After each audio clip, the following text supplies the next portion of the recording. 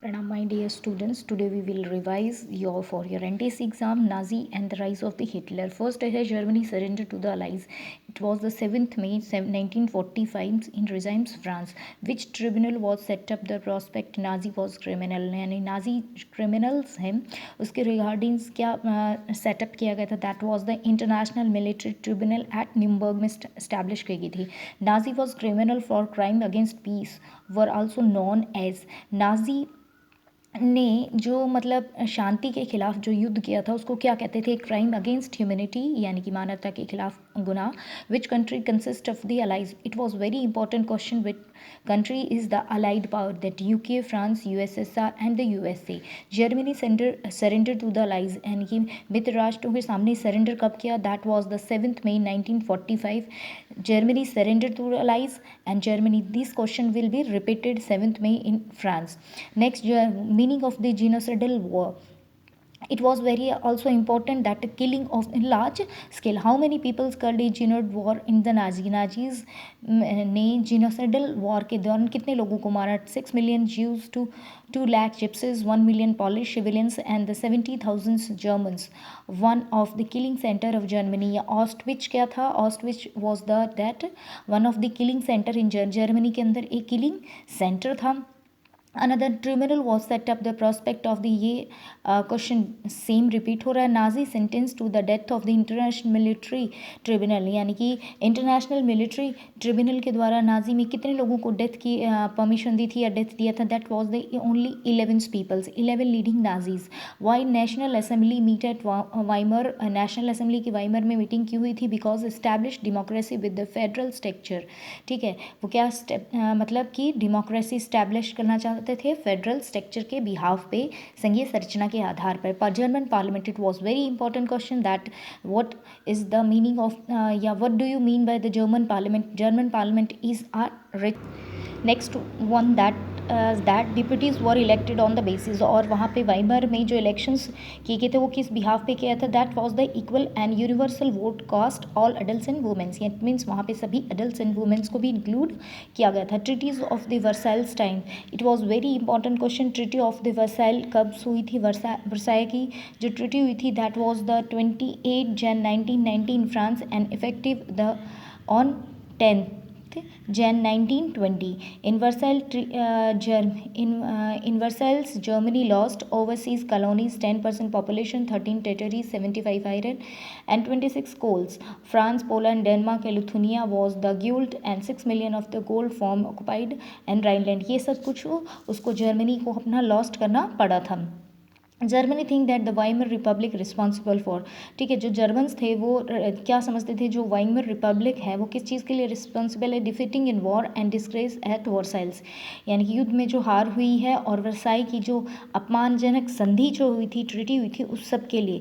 Y continent turn into one of debtor why first world war. तो वह कौन सी country थी जो पहले क्रेडिटर थी ठीक है, लोगों को कर्ज देती थी लेकिन अब वो देने वाले में थी. अब वो हो गई है डेबिट में आ गई, कर्जा आ गया था. टर्न यूरोप में. यूरोप पहले पैसे देने वालों में से थी, क्रेडिट थी, अब डेबिटर बन गई. Now who are the criminal? It was very important. Criminals November criminals किनसे कहा गया था? Weimar Republic and its supporters. ये वाइमर रिपब्लिक्स और उसके स्पोर्टर्स को क्रिमिनल नवंबर क्रिमिनल्स कहा जाता था. ठीक है. Political and the public lead great stress on the need of the mens to be aggressive, strong and masculine. ठीक है, जितने भी पॉलिटिशियन और पब्लिक थे वो लोगों को मेन की किस आवश्यकता पर ज़्यादा फोकस डालते थे? दैट वाज द उसे एग्रेसिव होना चाहिए, स्ट्रॉन्ग एंड मस्कुलाइन होना चाहिए. Why democracy could not survive in stability of interwar Europe. ठीक है, तो डेमोक्रेसी है वो इनस्टेबिलिटी बनी रही, अस्थिरता बनी रही पूरे यूरोप में. Indeed a young and the fragile ideas. वो क्योंकि उन्हें युवा और जो उनके जो आदर्श थे फ्राइजल आइडियाज़ के बिहाफ पे. Who met in the Weimar to give the shape of the democratics. तो वहाँ पर जो वाइमर जो जगह थी उसको पूरा डेमोक्रेटिक रिपब्लिक में कन्वर्ट करने का क्रेडिट किसको जाता है? That was the socialist, democratics and catholics person को देता था. And these persons also called by the others conservatives called November criminals, ठीक है, नवंबर क्रिमिनल्स इन्हीं लोगों को कहा गया था, ठीक है, conservatives. War veteran organise known as, war जो वेटरन चलाया था हमने देखा था जी कि जैसे सोवियत्स बनने लग गई थी उसी में जो वेटरन ऑर्गेनाइजेशन बनाई थी वो किससे बनाई थी, फ्री कॉप से बनाई थी, मुक्त सेना के द्वारा बनाई थी, जितने भी सोवियत बने थे उनको ख़त्म करने के लिए। व्हेन जर्मनी रिफ्यूज़ टू पे, जर्मनी रिफ्यूज़ करने के लिए कब मना कर दिया, 1923 में। When French occupied Ruhr industrial area, it was very important, Ruhr के जो इंडस्ट्रियल एरिया थे, जर्मनी के जो रूर में इंडस्ट्रियल एरिया है, फ्रेंच ने कब उन पर कंट्रोल कर दिया, that was 1923। How many German currency mark fall, और जर्मन की करेंसी कैसे फॉल होती है ये भी हम ऑलरेडी पढ़ चुके हैं 1923 में, ठीक है। उसका अमेरिका का $1 और मार्क क्या है, जर्मनी की करेंसी थी, mark was the currency of the Germany, ठीक है। तो ये आप कंटिन्यू देख सकते हैं, ये लगातार वो डाउनफॉल होती हुई जा रही है। How, what do you mean by hyperinflation, it was very important, ये हमने पढ़ा था। When price rise phenomenally high, जब कीमतें बहुत ज़्यादा मात्रा में बढ़ जाती हैं और पैसे का जो मूल्य होता है वो नीचे गिर जाता है, दैट वाज द हाइपरफ्लेशंस। फाइनली जहाँ पर हमने देखा था कि एक ब्रेड ऑफ लूफ लेने के लिए लोगों को गाड़ी भर भर कर क्या लेने जाने पड़ते थे, पैसे ले जाने पड़ते, that was the German currency, that is mark.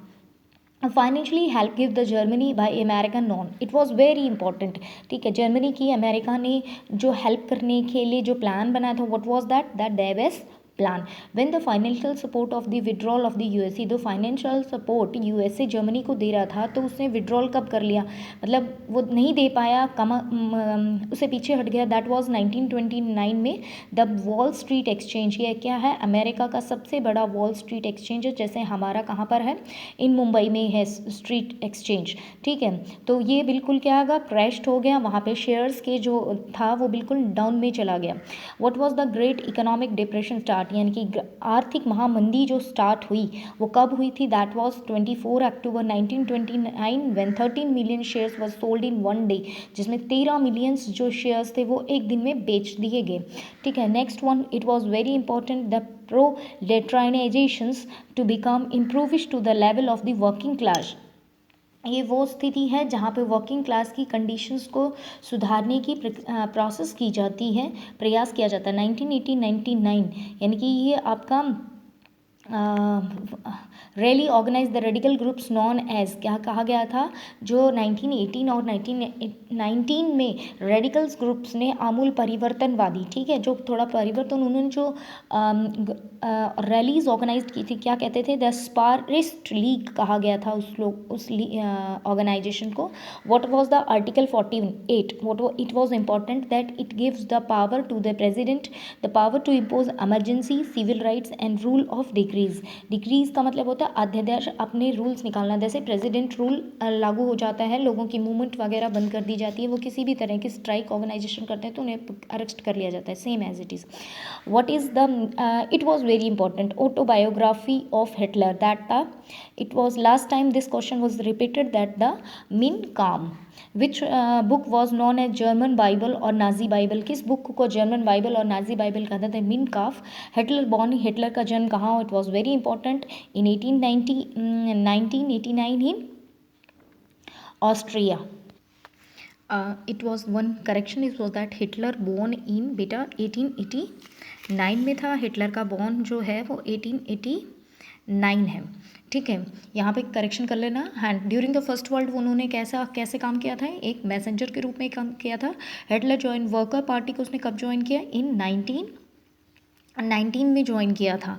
German worker parties का नाम क्या था, उस पार्टी का नाम the national socialist German worker party, बाद में उसको चेंज करके क्या नाम दिया गया, that was the Nazi party. Socialist national socialist German party was known as, बाद में वो नाजी पार्टी कहलाई। इन 1923 में seize capture, Hitler plan to seize captures power, उसने अपने आप को शक्तिशाली बनाने के लिए क्या किया था,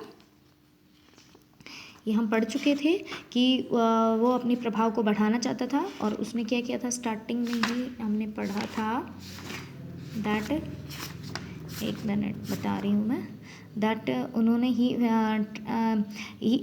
ही फेल टू अरेस्ट, उसने बवेरिया पे इन 1923 में उसने क्या किया था, बवेरिया पे कंट्रोल कर दिया और बर्लिन को कैप्चर करने का प्रयास किया था। तो यहाँ पे आप कर सकते हो, the Hitler plans to seize captures power, when was the Hitler plans to seize captures power, तो यहाँ पे है 1923 में उसने क्या किया, यहाँ पर उसने बवेरिया पर कंट्रोल कर लिया था और मार्च कहाँ पे किया था, बर्लिन की तरफ, बर्लिन की तरफ उसने किया था। और लेकिन उसी कारण उसे क्या कर लिया गया, कैप्चर कर लिया गया और उसे 1923 में पकड़ लिया गया था। लेकिन नेक्स्ट आगे है, when the Nazi become the mass movement in Germany 1922-29 में ड्यूरिंग डिप्रेशन, यानी कि मास मूवमेंट जर्मनी में नाजीवाद कब बढ़ा मिला, 1929 में जब आर्थिक महामंदी बढ़ गई थी। Largest Reichstag no largest party in Reichstag में, यानी कि जर्मन पार्लियामेंट को रिच टैग कहा गया है। That was